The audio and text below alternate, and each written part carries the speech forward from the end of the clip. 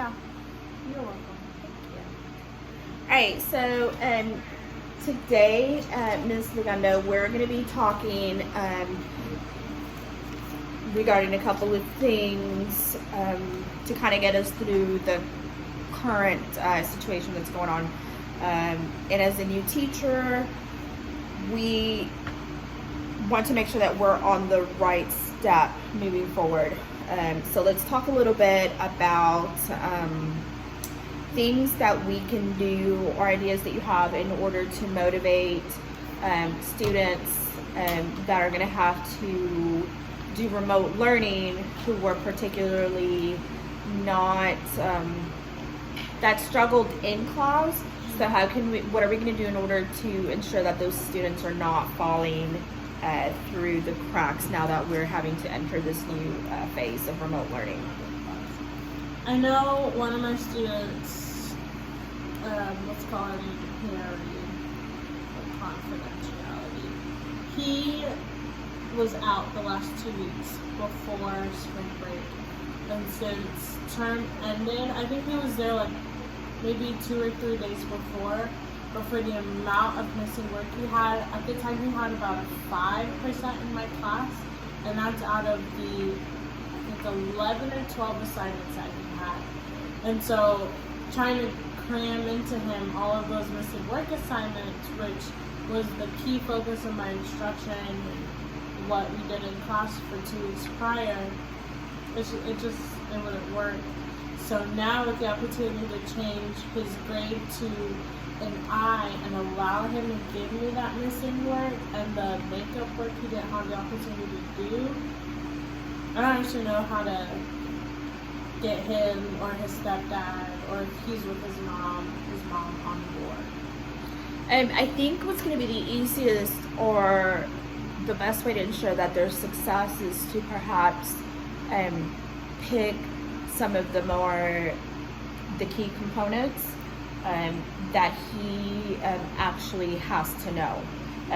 The way that the school day, we provide a lot more support activities and things like that, but if we can go ahead and remove all of the fluff and actually focus on what does the student actually need to know, this will hopefully help us determine and get him on board.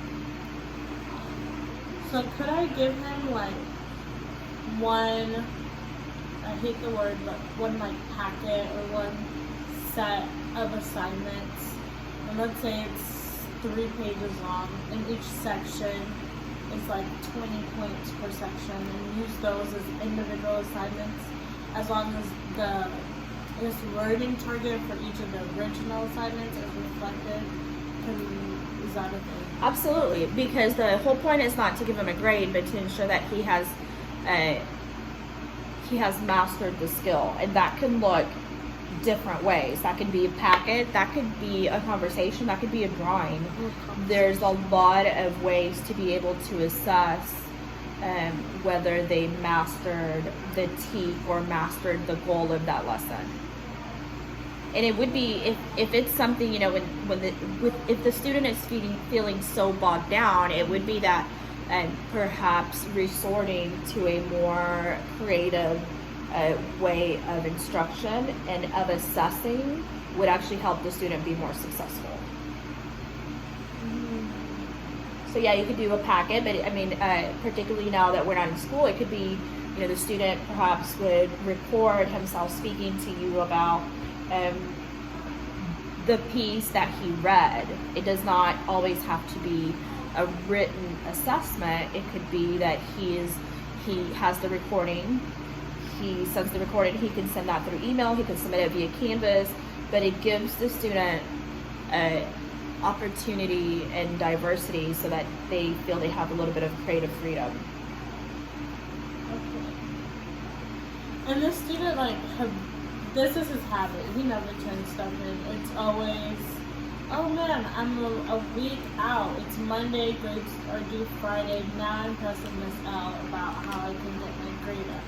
So are there any, should I just kind of implement these adaptations throughout the whole year, or make sure that it's something that can be cataloged to where if we get to the end of this 9 weeks, which I have no idea what this 9 weeks is going to look like, what grading for this 9 weeks is going to look like,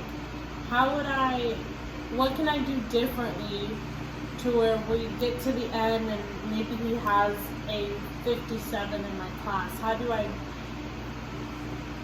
what then, or what before that happens? I think if this is a habitual situation with the student, what's going to be important is to kind of check yourself and check him in perhaps having checkpoints.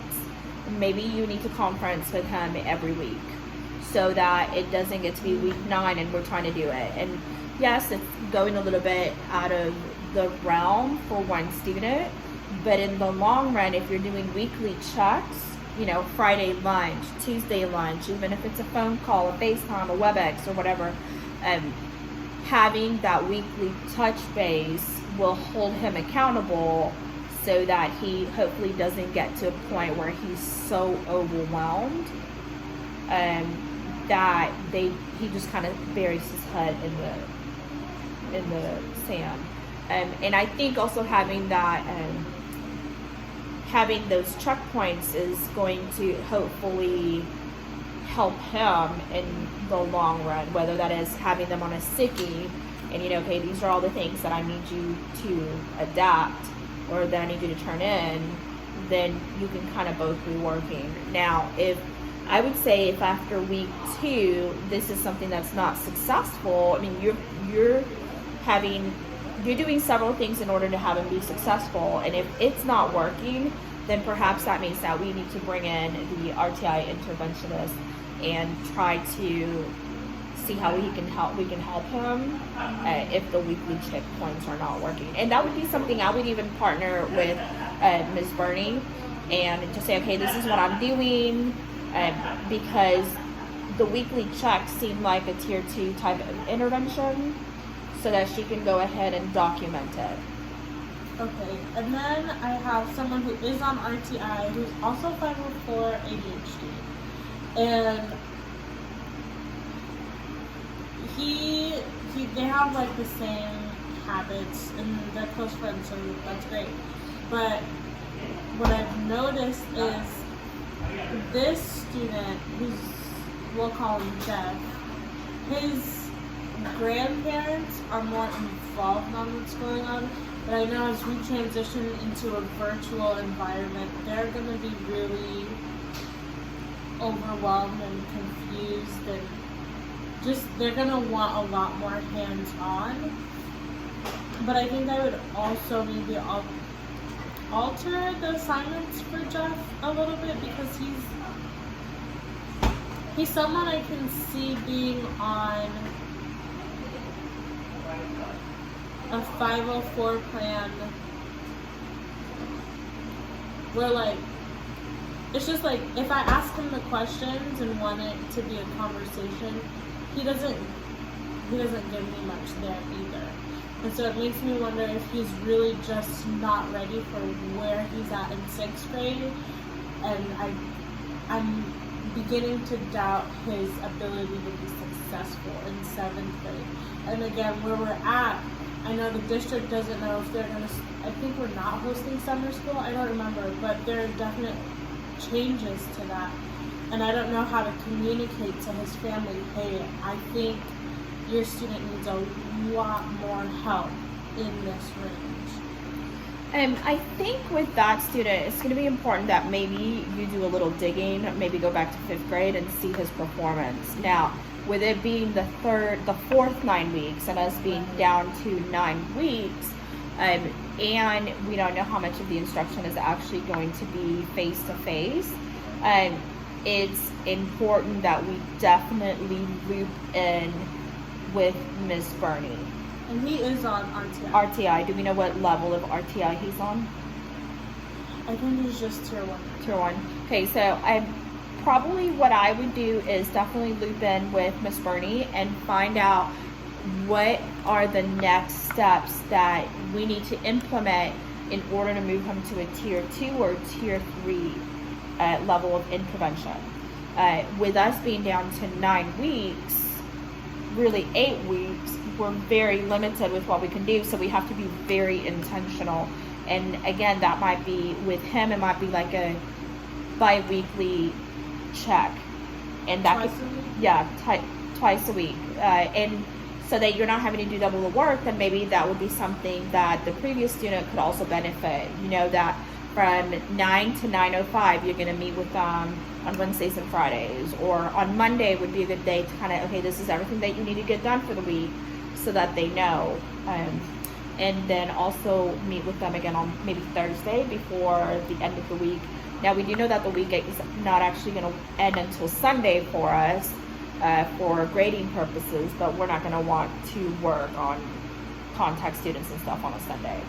So if we could meet with them on Monday to kind of prep them and set them up for the week, maybe even have a to-do list and kind of walk them through, hey, we'll get a sticky, get a piece of paper, these are the things that you're going to write down that you have to do.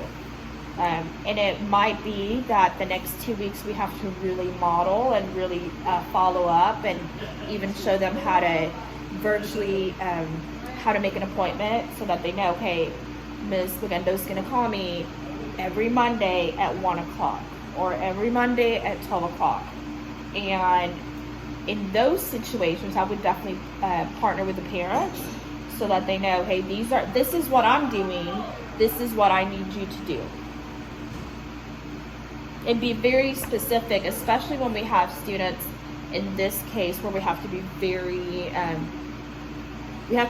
intentional, just because we don't know if we're going to see them again.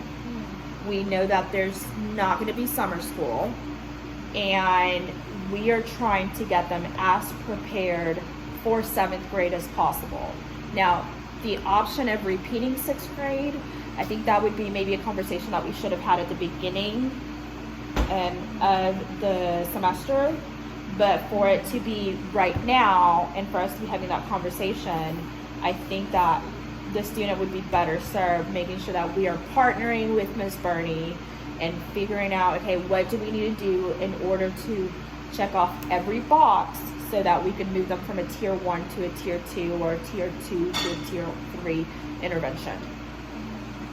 And partnering with Ms. Burney is also going to give you, because she's got more experience in the RTI process, she's going to be telling you how to target, or telling you what interventions to see, to put in place, so that we can move them. If we feel, I trust you as a teacher, and if you feel that,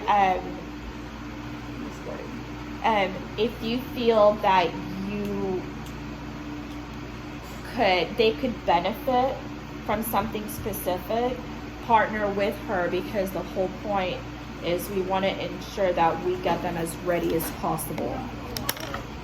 I'm sorry. It's low power mode. You know when to stop recording. Does that make sense? Yeah. Okay, and then I have a couple, I wouldn't say strained relationships, but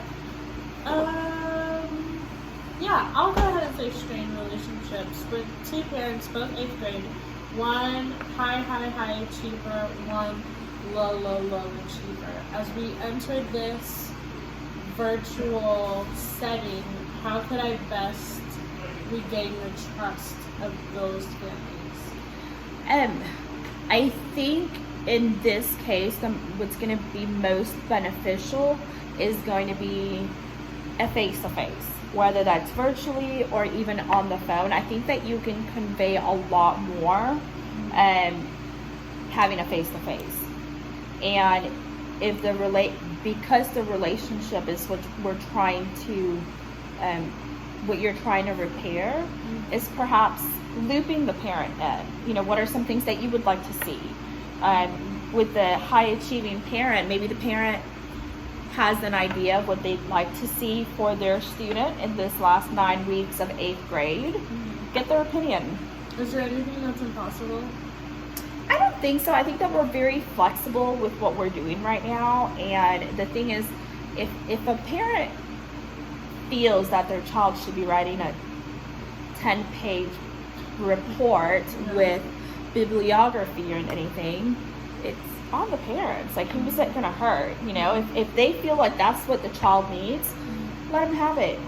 Because if anything, it's bridging that gap. And if they feel that their kid can do it, just do it. You can submit this paper. I will read it. Well, I mean, the thing is the most important thing in this time is going to be the relationship. Yeah. And with them going to high school next year, partner with a parent. What do you want your child to know next year? I know that you've not been happy, or I know that, what can I do to challenge your student? And I know that you've been really good about getting the student temperature gauge. Throw it on the parents, but don't do it virtually, and don't do it through computer. Do it on a face-to-face. Do it over the phone, so that they can, I think, applying that human sense to it diffuses situations. And if you were to call me, I would feel like, hey, this person really cares and they have a vested interest in my student. Okay, and then for the low achiever. The low achiever, I think the most important thing is going to be to partner with the parent so that they know that you are a partner. So if I ask the high, how can I challenge your student? The low would be, would I really ask the parent, hey, how can I better support your student? I'm the professional. Well, what would you like? How would you like to see your student better supported? Because at the end of the day, we all want the same thing. We want our children to be successful. And if there's something that they feel their child needs, if there's a way they feel their child's needs not being met, then you're giving them an opportunity to have a voice in their child's education. Now, what you do with the information is totally up to you. And we have guidelines, but I would say 90% of the battle is a parent just feeling like they have a voice in their heart. Yeah, that's fine. Alright, cool. Appreciate it. All right.